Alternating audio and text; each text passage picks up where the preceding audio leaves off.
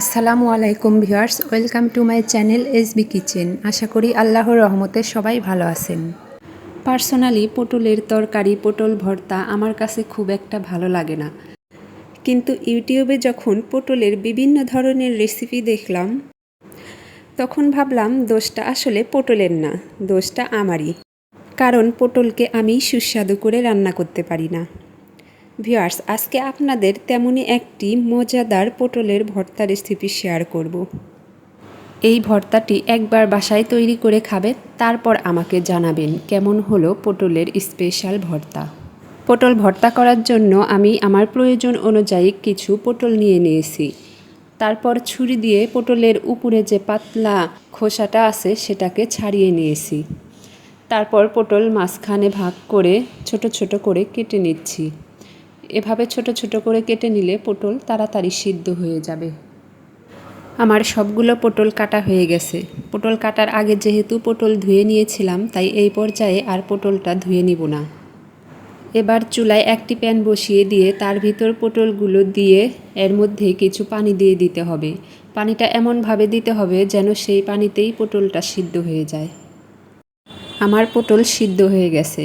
এ পর্যায়ে পটলের ভিতরে সামান্য একটু পানি আছে। এই পানিটা আমি জাল করে শুকিয়ে নিব। পটলের ভিতরে যখন সব পানি শুকিয়ে যাবে তখন পটলগুলোকে তুলে ভালোভাবে ঠান্ডা করে নিতে হবে। পটলগুলো ভালোভাবে ঠান্ডা হয়ে গেলে এবার পটল ব্লেন্ড করে নিতে হবে। পটল ব্লেন্ড করার সময় কোনো প্রকার পানি ব্যবহার করা যাবে না। আমার পটল ব্লেন্ড করা হয়ে গেছে। পটল ব্লেন্ড করার সময় আমি একটুও পানি ব্যবহার করিনি। এবার চুলায় একটি প্যান বসিয়ে দিয়ে এর ভিতরে দিয়ে দিব সরিষার তেল। যেহেতু এটা ভর্তা, তাই সরিষার তেলই ব্যবহার করতে হবে। এবার তেলের ভিতর দিয়ে দিলাম 2টা কাঁচামরিচ। কাঁচামরিচ দুটোর মাথায় একটু কেটে নিতে হবে, না হলে তেলের ভিতর কাঁচামরিচ ছিটতে থাকবে।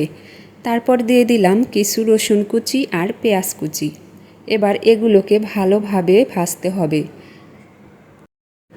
এগুলো ভালোভাবে বেরেস্তার মতো ভাজা হয়ে গেলে এই পর্যায়ে এর ভিতরে দিয়ে দিব সেই ব্লেন্ড করা পটল।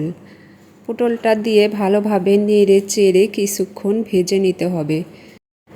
এই পর্যায়ে দিয়ে দিব স্বাদমতো লবণ।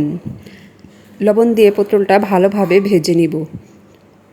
ভাজতে ভাজতে যখন আঠালো ভাব হয়ে আসবে আপনারা বুঝতে পারবেন যে পটল ভাজা হয়ে গেছে। তখন চুলাটা বন্ধ করে দিয়ে এর ভিতর দিয়ে দিব শুকনা মরিচ। শুকনা মরিচটা আমি তেল ছাড়া ভেজে গুঁড়া করে নিয়েছি।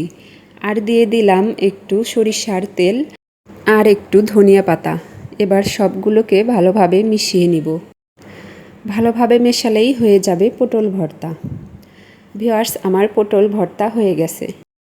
গরম গরম ভাতের সাথে এই পটল ভর্তা খেতে কী যে মজা লাগে, না খেলে আপনি বুঝতেই পারবেন না। আশা করি আজকের এই ভর্তা রেসিপিটি আপনাদের ভালো লেগেছে। রেসিপিটি ভালো লাগলে অবশ্যই লাইক এবং কমেন্ট করবেন।